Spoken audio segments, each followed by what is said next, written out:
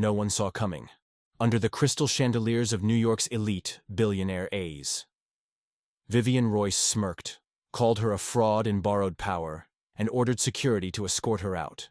Cameras flashed, laughter spread, and arrogance filled the air. What no one at that table knew was this. The black woman they humiliated was Amara Lewis, a self-made CEO with a $40 billion empire. And before dawn, she'd owned the Royce family's entire dynasty. The Royce Foundation Gala was supposed to celebrate the future of innovation. Instead, it exposed the rot still hiding beneath polished marble and charity smiles. Amara Lewis stepped out of her car beneath the grand awning of the Royce Hotel. The media lights flickered, reporters whispered, and a dozen cameras tilted her way. She was one of the most influential CEOs in the country, the founder of Lewis Global Holdings, a firm that had turned failing corporations into billion-dollar success stories. Yet, as she entered the ballroom, heads turned not in respect, but in quiet judgment. The air smelled of perfume, power, and old money. Every handshake was rehearsed, every smile measured. And at the center of it all stood Vivian Royce, the heirs to the Royce Group, a dynasty that built its wealth from inheritance, not innovation.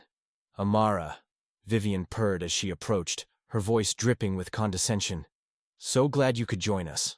I didn't realize they extended invitations so broadly this year. Amara returned the smile. Progress looks broader every year. Vivian's grin thinned. Of course, but do try to stay within the guest area tonight. Security tends to confuse outsiders. The surrounding guests chuckled politely, pretending not to hear the venom behind the joke. Amara ignored the jab, heading toward the donor table, but whispers followed. Fragments like new money, quoted, each word sliced through the air like glass. Vivian wasn't done. She leaned to her assistant. Get a bottle ready. Champagne for the real guests only.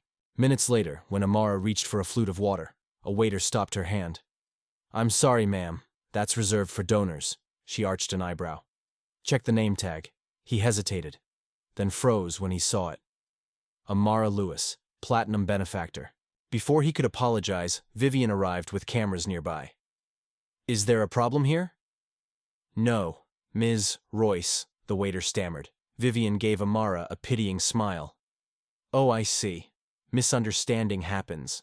You'd be surprised how many guests pretend to belong. The photographers captured it all. Vivian's smile, Amara's calm, the tension that hummed like electricity. Amara's voice was steady. Pretending isn't really my style. Ownership is. Vivian laughed too loudly. Ownership? That's adorable. She turned to the cameras.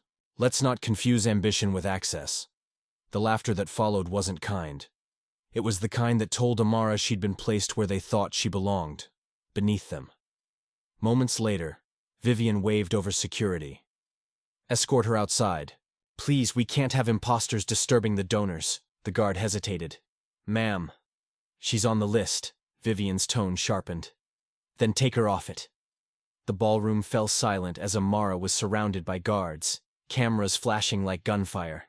She didn't flinch, she didn't beg. She simply reached for her phone, pressed one number, and said 3 calm words. Activate Protocol 7. The guards froze. So did the servers, the executives, and even Vivian, who frowned. What did you just say? Amara smiled faintly.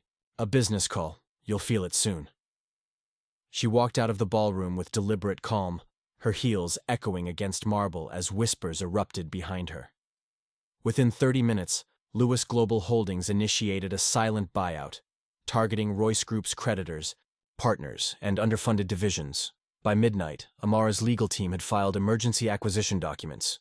By 2 a.m., financial control shifted, and by sunrise, Vivian's phone wouldn't stop ringing. Her father, her board members, her CFO, all calling with panic in their voices. Vivian, one executive said, we've lost majority shares. What do you mean, lost them? They've been purchased overnight. By who? A long pause. Then the voice came back, hesitant, afraid. By Amara Lewis. Vivian dropped the phone. Outside her window, the skyline glowed with morning light, but her family's empire was collapsing in real time. Within hours, news networks broke the story. Lewis Global acquires Royce Group in overnight takeover. Vivian stormed into the Royce Tower boardroom only to find Amara already seated at the head of the table. Calm, poised, unshakable.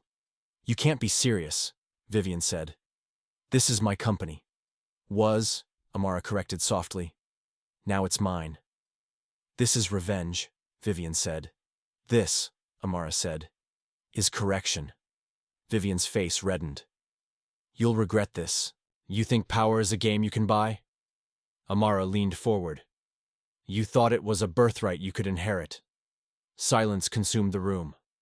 Board members exchanged uneasy glances. The cameras outside the glass walls were already recording. Amara stood. "Last night, you tried to erase me from a room full of people who preach progress. You reminded me that respect isn't always earned by merit. Sometimes it has to be taken. So I took yours." She handed a folder to the board secretary. "Effective immediately. All positions held by the Royce family are terminated. Staff will be retained under new contracts. Every discriminatory clause in this company's history erased." Vivian's voice cracked. "You can't just—" Amara cut her off. "I can, and I already have." She turned toward the press waiting outside the conference doors. Cameras flashed once again.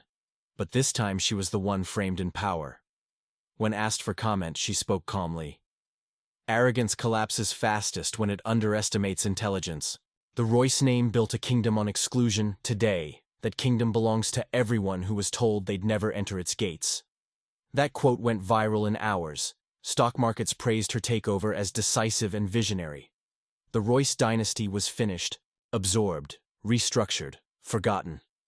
And Amara Lewis didn't just buy an empire, she bought her respect back with interest. If you believe silence is the wrong answer to arrogance, let your voice be heard. Like this video, share it everywhere. And tell us in the comments where you're watching from and which moment hit you hardest. Subscribe,